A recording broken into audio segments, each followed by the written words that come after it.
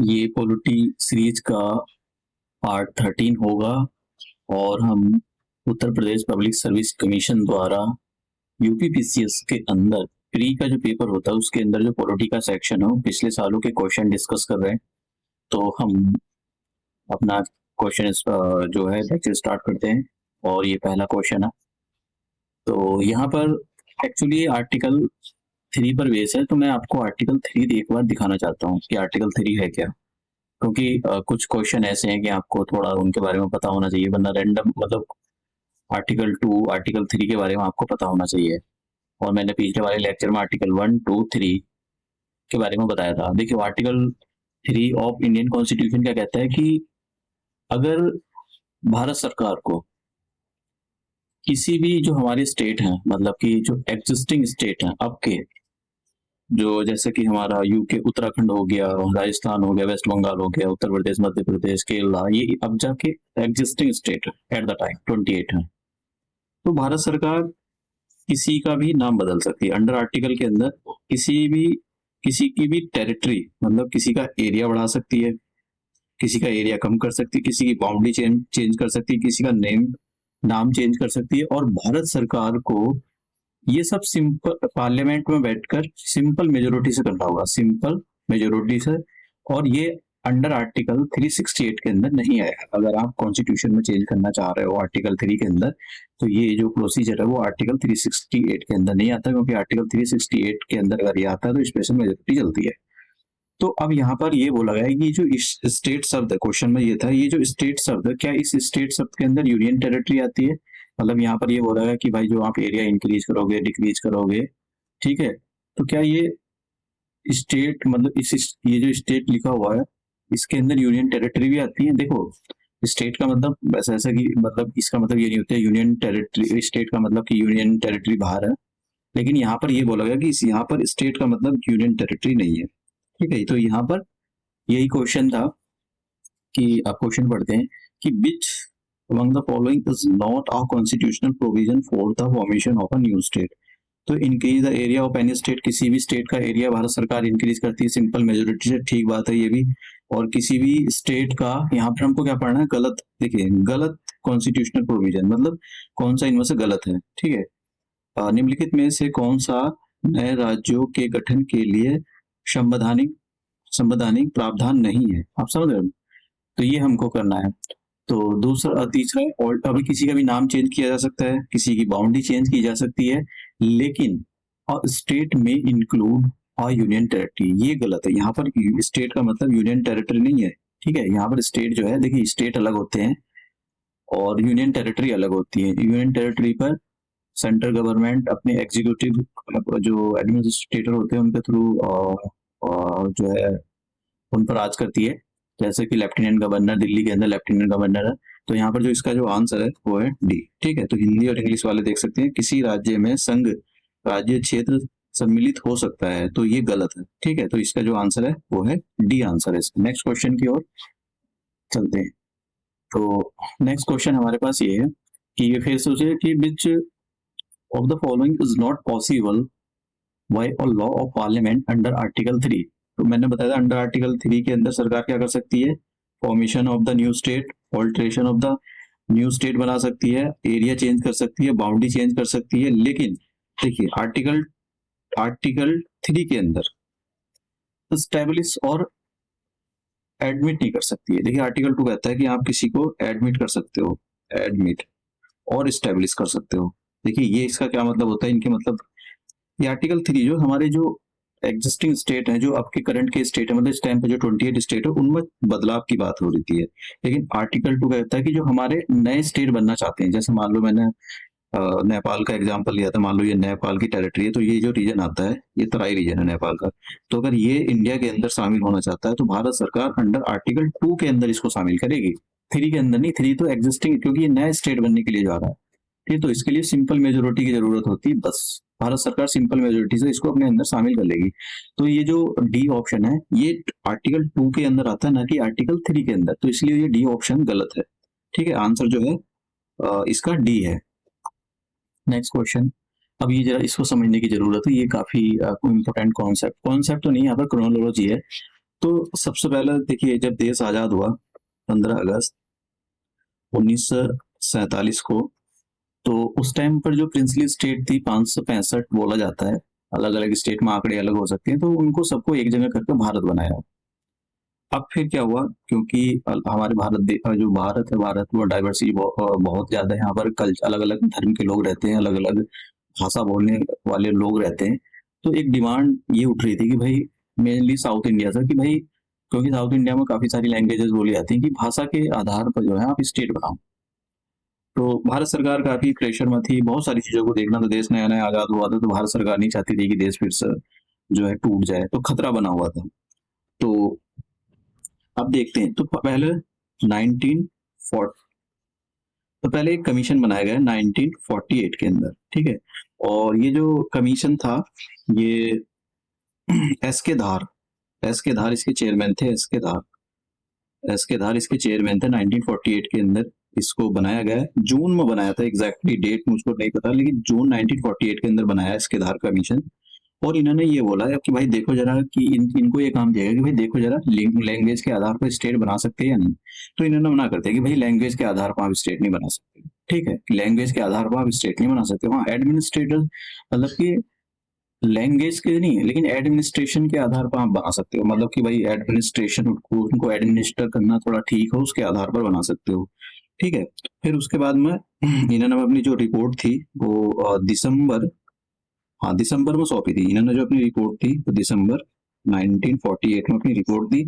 फिर उसके बाद में मतलब प्रोटेस्ट चल रहे थे मेनली साउथ इंडिया के अंदर, तो फिर से एक कमेटी बनाई गई दिसंबर के अंदर ही 1948 के अंदर। और इस बार इस कमेटी के अंदर पंडित जवाहरलाल नेहरू थे, ठीक है, पीटी नेहरू, और सरदार पटेल थे, सरदार पटेल, और एक और थे इसके अंदर, पट्टाभी स्वामी रमैया, ठीक है, पट्टाभी, बस इतना ही लिख देता हूँ।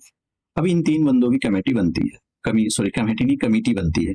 तो ये भी इसीलिए बनाई गई थी कि भाई हम चेक करते हैं जरा लैंग्वेज के आधार पर स्टेट बनाए जा सकते हैं या नहीं बनाए जा सकते। तो इन्होंने भी साफ साफ मना कर दिया कि नहीं भाई, लैंग्वेज के आधार पर स्टेट नहीं बनाए जा सकते। फिर उसके बाद में क्या हुआ, 1948 चल रहा था, तो उसके बाद में मतलब एक बहुत साउथ इंडिया के अंदर एक बहुत लंबा हंगर स्ट्राइक चला, 56 डे का हंगर स्ट्राइक। तो इसमें एक की डेथ भी हो गई थी। तो एक भारत सरकार के अंदर एक प्रेशर आ गया था भारत सरकार को बहुत ज्यादा। फिर भारत सरकार को मजबूर होना पड़ा और अक्टूबर 1953 के अंदर एक स्टेट बनाया जिसका नाम है आंध्र प्रदेश। नाम याद रखना, आंध्र प्रदेश पहला स्टेट था जो भाषा के आधार पर बनाया गया था। आंध्र प्रदेश, स्पेलिंग थोड़ी गलत हो सकती है, आई एम सॉरी। और जैसे अक्टूबर 1953 में भाषा के आधार पर आंध्र प्रदेश बना, मद्रास से अलग होकर, मतलब प्रोटेस्ट हो गया कि भाई हमको भी बनवाना है, हमको भी बनवाना है। तो भारत सरकार मजबूर होगी, ठीक है। तो इन्हें ना एक एक फैजल अली कमीशन बनाया। फैजल अली जो ये कमीशन था, ये कब बनाया, ये दिसंबर 1953 के अंदर, ये 29 दिसंबर को बनवाया था। 29 दिसंबर 1953 को एक कमीशन बनाया फैजल अली, क्योंकि फैजल अली इस कमीशन के चेयरमैन थे, फैजल अली कमीशन। तो इस कमीशन ने, ये नाम काफी इंपोर्टेंट है, इस पर क्वेश्चन है, मतलब ये वाले को ये सारा यूज किया है उसने, अपने आप में इंपोर्टेंट क्वेश्चन है। तो फैजल, मैंने स्पेलिंग गलत लिखी, जेड है ये, फैजल अली कमीशन बनाया। तो इनको यही काम दिया गया कि भाई आप देखो जरा, भाषा के आधार पर हम स्टेट बना सकते हैं या नहीं बना सकते। तो इन्होंने 1955 में अपनी रिपोर्ट दी और ये मना करते हैं, साफ साफ मना करते हैं, भाषा के एक वन लैंग्वेज वन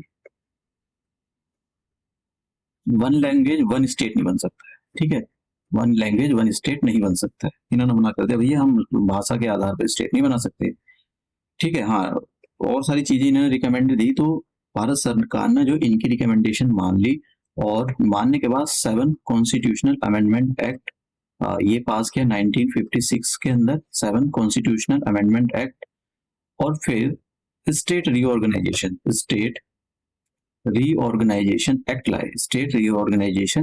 एक्ट लाई भारत सरकार 1956 के अंदर, और पूरे इंडिया की बाउंड्री को चेंज कर दिया। आप समझ, मेनली साउथ इंडिया के अंदर। तो यहाँ पर तो जब ये सब कुछ हो रहा था तो पूरी दुनिया में ये मैसेज आ रहा था कि भैया इंडिया अभी भी तो देखो, इनको डंडे वंडे मार के स्टेट को एक जगह लाए थे, भारत बनाया था, अब देखो इनका, देखो कितनी बुरी हालत हो रही, जैसे अंग्रेज छोड़ का ये फिर से अलग हो गए। लेकिन ये जो स्टेट रिऑर्गेनाइजेशन किया था, इससे भारत की जो यूनिटी है वो बहुत ज्यादा मजबूत हुई, इंटीग्रिटी और यूनिटी। लग रहा था कि भाई नहीं, भारत देश फिर से टूट गया, लेकिन ऐसा हुआ नहीं, उल्टा हुआ, भारत देश मजबूत हुआ है। तो ये सब जो है इसी का क्वेश्चन है। तो यहाँ पर हम देखते हैं कि हम यहाँ पर जो भी उसने बोला क्वेश्चन के अंदर, consider the following statement and answer the question using the code. ठीक है, the term union of state has been used in the constitutions because Indian states have no rights of separation. तो article 1 के अंदर मैं यहाँ पर बता देता हूँ, आर्टिकल 1 के अंदर हमारे एक शब्द का यूज किया है, यूनियन ऑफ स्टेट्स। यूनियन मैंने इससे पिछले वाले लेक्चर में बताया था, यूनियन ऑफ स्टेट शब्द का यूज किया है आर्टिकल 1 के अंदर। जैसे आर्टिकल 1 क्या कहता है, India that is Bharat union of states rather than the federation of state. तो हमने फेडरेशन ऑफ स्टेट शब्द का यूज नहीं किया, लेक्चर थोड़ा बड़ा हो सकता है। फेडरेशन ऑफ स्टेट का शब्द का यूज नहीं किया। उसके पीछे रीजन क्यों, इंडिया का जो फेडरेशन है वो ऐसा नहीं है कमिंग टुगेदर मॉडल का। इंडियन का जो है इनको डंडे मार मार कर जोड़ा गया है। ठीक है, तो यूनियन ऑफ स्टेट इसलिए शब्द को यूज किया गया है क्योंकि ये जो स्टेट है इनको कमजोर रखा गया है, फाइनेंशियली भी कमजोर रखा गया है, और जिससे ये निकल कर किसी अपना एक नया देश ना बना ले, इसलिए इनको वीक रखा गया है। और इनके पास कोई अधिकार नहीं है कि ये भारत सरकार से अलग हो जाए, इंडिया से अलग हो जाए। तो पहला वाला जो स्टेटमेंट है वो बिल्कुल ठीक है, ये वाला स्टेटमेंट की the term union of the state has been used in the constitution because the Indian state have no right of separation. ठीक है, तो ये भारत सरकार से बिल्कुल अलग नहीं हो सकते, भारत में ही रहेंगे, इसलिए है यूनियन ऑफ स्टेट का शब्द का यूज किया गया। तो पहला वाला स्टेटमेंट बिल्कुल ठीक है। दूसरा स्टेटमेंट, अब देखिए तीसरा वाला स्टेटमेंट पढ़ते हैं। मैंने कांग्रेस कमेटी के बारे में बताया था, पंडित जवाहरलाल नेहरू की बनी थी दिसंबर 1948 के अंदर। ये 1948 के अंदर पंडित जवाहरलाल नेहरू और सरदार पटेल और पट्टाभी स्वामी रमैया, ये जो है ये इसके अंदर ये कमेटी वो बनी थी एक, कि भाई इन्होंने आपको यही बताना कि इसकी क्या, इन्होंने ये जो 3 बंदों की कमेटी बनी थी, क्या इन्होंने was not in the favour of the reorganisation of the state on the basis of the language. तो इन्होंने साफ साफ मना कर दिया भैया लैंग्वेज के आधार पर नहीं बनाएंगे हम स्टेट। ठीक है, तो ये वाली भी ये जो बात है बिल्कुल ठीक है कि भैया इन्होंने साफ साफ मना कर दिया लैंग्वेज के आधार पर हम स्टेट नहीं बनाएंगे। दूसरे नंबर का देखते हैं, मतलब तीसरा भी ठीक है, तो तीसरा वाला ठीक है, तो मतलब हमारा आंसर ये खत्म हो गया, ये खत्म हो गया। तीसरा हमारे आंसर में आना चाहिए, या तो ये आएगा या ये आएगा, देखते हैं कौन सा आता है। एस के धार कमीशन, जैसे मैंने बताया था, वैसे मेरे को एस के धार कमीशन ही पहले बताना चाहिए था, क्योंकि एस के धार कमीशन ये कांग्रेस कमेटी से पहले बना था। S K Dhar commission had given the references to administrative convenience rather than the language for the reorganization। तो इसने जो अपनी जो मतलब ये बोला था अपने उसमें रिपोर्ट में, ये बोला था कि भैया आप स्टेट रिऑर्गेनाइजेशन मतलब स्टेट का मैप बदल सकते हैं भारत सरकार का, भारत का, लेकिन लैंग्वेज के आधार पर नहीं बदलेंगे। हाँ, उनको थोड़ा एडमिनिस्टर करना थोड़ा ठीक लगे, अच्छा लगे कि आसानी से उनको एडमिनिस्टर किया जा सकता है, उसके आधार पर बदल सकते हैं, लेकिन लैंग्वेज के आधार पर नहीं बदल सकती। तो ये वाला स्टेटमेंट भी बिल्कुल ठीक है। इसकी वजह से जो है हमारा आंसर डी हो जाता है। ठीक है, इसका आंसर जो है डी है। ये अपने आप में डिफिकल्ट क्वेश्चन है, यूपीएससी के लेवल का क्वेश्चन है, उत्तर प्रदेश सर्विस के लेवल का क्वेश्चन नहीं है, क्योंकि ये अपने आप में डिफिकल्ट क्वेश्चन है। नेक्स्ट, पावर टू इंक्लूड और admit any state into the union of India is given. तो ये सिर्फ पार्लियामेंट के हाथ में होता है, आंसर होता है सी, संसद। Next, if a new state is to be formed, which schedule of the constitution will need to be amended। तो याद रखना, फर्स्ट शेड्यूल याद, अगर किसी भी स्टेट को इंक्लूड करना है आर्टिकल 2 और 3 तो फर्स्ट शेड्यूल चेंज करना पड़ता है। तो इसका जो आंसर है वो डी आंसर है। Next question, which of the following is not a union territory. तो सिंपल सी बात है, गोवा यूनियन टेरिटरी नहीं है, आंसर हो जाएगा सी। नेक्स्ट क्वेश्चन, अब यहाँ पर देखिए एक और ये सुन लो, पहले दिल्ली जो था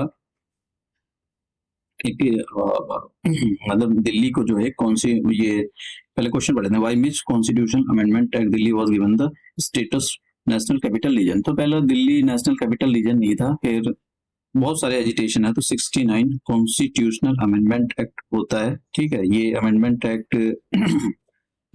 एक्ट हुआ था 1991 के अंदर। तो इसके अंदर जो है दिल्ली को दिल्ली को एक स्टेटस मिला नेशनल कैपिटल रीजन। तो ये बात याद रखना ये, क्योंकि ये काफी सुर्खियों में भी रहता है। तो इसका जो आंसर है वो है बी, सिक्किम। तो सिक्किम के बारे में जरा थोड़ा सा सुन लो, यहाँ पर थोड़ा लेक्चर बड़ा हो जाएगा, लेकिन ये ऐसा ये इसका आंसर ये है, इसका आंसर वो होता नहीं है, थोड़ा पता होना चाहिए। देखो 15 अगस्त को जब देश आजाद हुआ 1947 को, तो सिक्किम जो था वो इंडिया का प्रोटेक्टोरेट बना। प्रोटेक्टोरेट का मतलब हो गया ऑफ इंडिया, कि भारत सरकार के पास सिक्किम को अगर कोई अटैक करता है तो भारत सरकार उसको बचाएगी। ठीक है।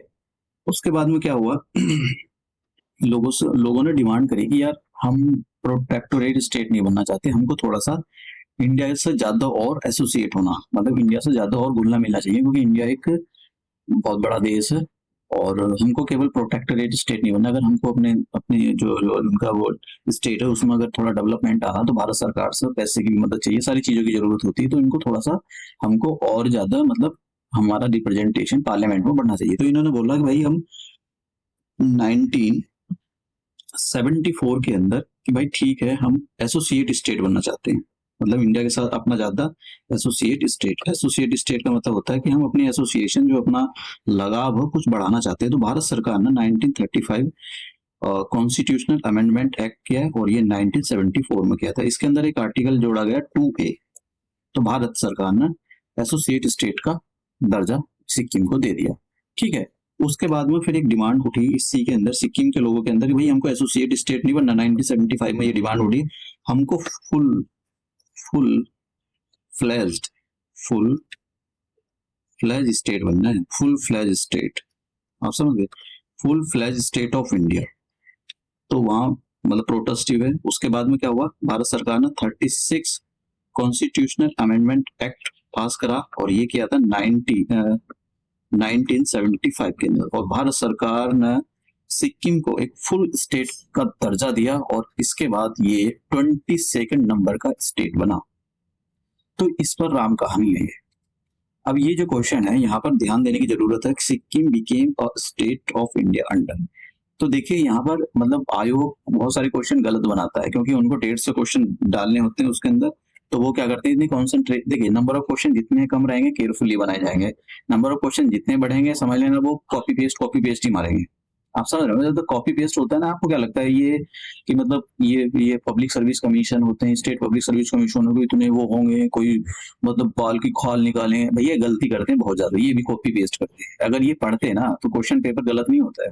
आप समझ रहे हो ना, कई लाख बच्चे पेपर देते हैं यूपी के अंदर, बाहर से भी आते हैं, और कई लाखों के सामने एक गलती जाती है, एक नहीं जाती काफी सारी गलती जाती है, 4-5 क्वेश्चन तो निकल ही जाते हैं इनके। क्यों हो रहा है गलती है, जब आपको काम दिया गया है तो आपको अपने काम को ठीक क्यों नहीं होता है। आप अपनी मार्कशीट के अंदर कुछ गलत कर दो, आपका पेपर जो है वो मार्कशीट कैंसिल हो जाएगी।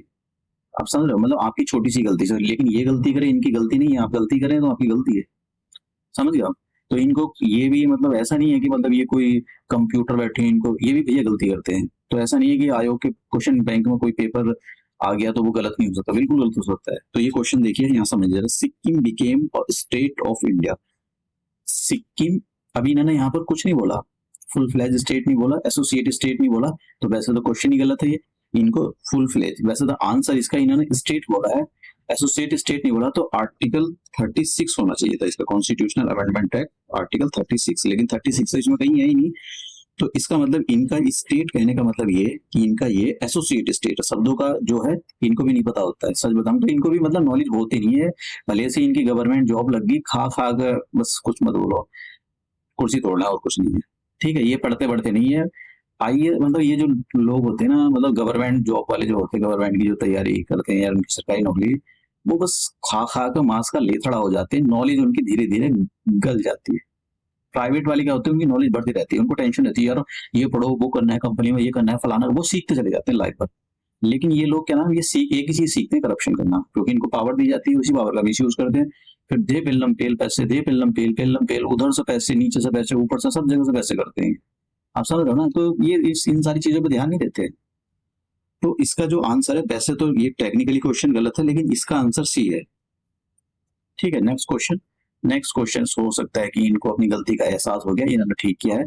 अब यहाँ पर ये सही बोला इन्होंने, Sikkim as a full fledge state, बिल्कुल सही स्टेटमेंट है, बिल्कुल सही क्वेश्चन है। आयोग को थोड़ी शर्म आ गई होगी, आप समझ रहे हो, आयोग को थोड़ी शर्म आ गई होगी कि अच्छे भाई पिछले वाला क्वेश्चन ठीक था, उसको सुधार किया जाना चाहिए।